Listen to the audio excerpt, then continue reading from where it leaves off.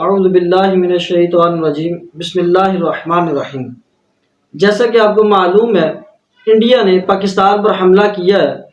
یہ اصل میں اگر میں آپ کو بتاؤں کہ انڈیا نے حملہ نہیں کیا، بلکہ اسرائیل، فرانس اور امریکہ نے مل کر پاکستان پر حملہ کیا ہے۔ ان تمام ممالک کے اگر آپ ایجنڈے کو دیکھیں تو یہ کوئی اور ایجنڈا نہیں بلکہ صرف اور صرف اسلام کو ختم کرنا، پاکستان کو ختم کرنا ہے، جو کہ ان کا خواب ہی رہا۔ اگر ان تمام لوگوں کی ہسٹری کو دیکھا جائے تو اللہ تبارک و تعالیٰ نے قرآن مجید کے اندر سورہ بقرہ میں ان کے بارے میں بتا دیا کہ یہ تو ایک ایسی خود بزدل قوم ہے، یہ خود ایک قوم ہے۔ اللہ تبارک و تعالیٰ نے قرآن مجید کے اندر فرمایا فَتَمَنَّوُا الْمَوْتَ إِن كُنتُمْ صَادِقِينَ، کہ یہ موت کی آرزو نہیں کریں گے اگر یہ سچے ہیں تو۔ جیسے مسلمان سب کے سامنے آیا ہے کہ یہ موت سے ڈرنے والی قوم نہیں ہے۔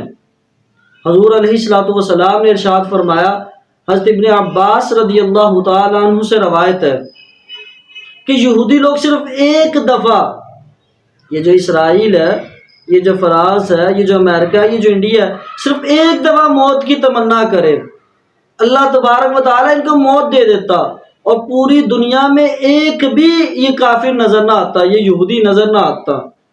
اور سورہ بقرہ کی اگلی ہی آیت میں بتا دیا گیا کہ یہ لوگ کبھی بھی موت کی آرزو نہیں کریں گے۔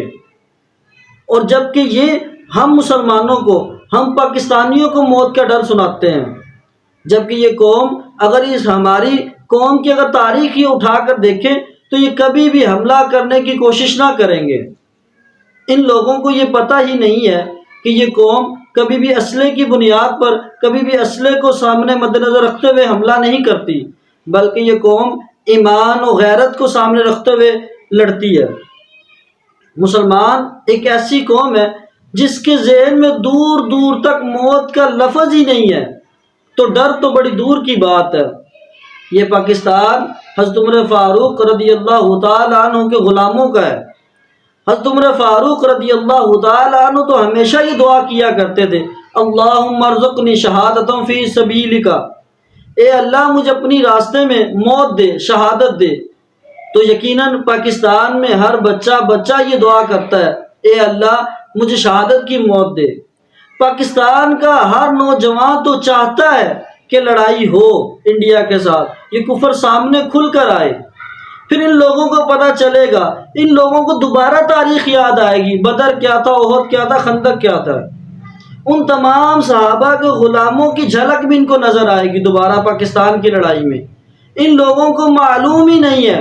حضرت خالد بن ولید نے ایک دفعہ ایران کے خلاف جنگ کے لیے ایک خط بھیجا، اس خط میں ایرانیوں کو کیا کہا، ان معی قوم یحب القتل فی سبیل اللہ کما یحب الفارس الخمر، اے ایرانیوں اس بات کو ذہن میں رکھ لو کہ میرے ساتھ ایسی قوم ہے جو موت سے نہیں ڈرتی، اور وہ موت کو اس طرح محبوب جانتی ہے جس طرح ایران کے لوگ شراب کو، یعنی کہ ایران کے لوگ جو شراب کو اتنا محبوب جانتے ہیں، اس طرح میرے ساتھ جو قوم ہے وہ موت کو اس قدر محبوب جانتی ہے۔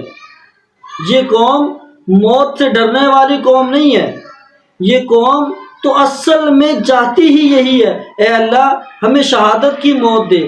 کیونکہ شہادت کا فلسفہ ہی یہی ہے کہ یہ حقیقت میں زندگی ہے، یہ موت نہیں ہے، یہ حقیقت میں زندگی ہے۔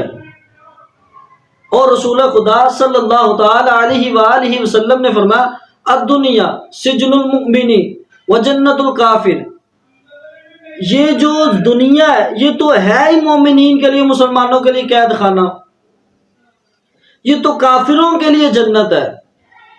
آج کافر اپنی ٹیکنالوجی کے اوپر اتراتے ہیں، لیکن مسلمان ان تمام چیزوں پر اتراتا نہیں ہے، اگر ٹیکنالوجی ہو بھی تو نہیں اتراتا، وہ صرف اور صرف اللہ تبارک و تعالیٰ کی مدد کا منتظر ہوتا ہے، اللہ تبارک و تعالیٰ کے ساتھ اس کی لو لگی ہوتی ہے، اس کو پتہ ہے کہ اللہ تبارک و تعالیٰ ان کے ساتھ ہیں، اور جب اللہ اور اس کے رسول کی مدد ساتھ ہو تو کوئی بھی دشمن ان کو زیر نہیں کر سکتا۔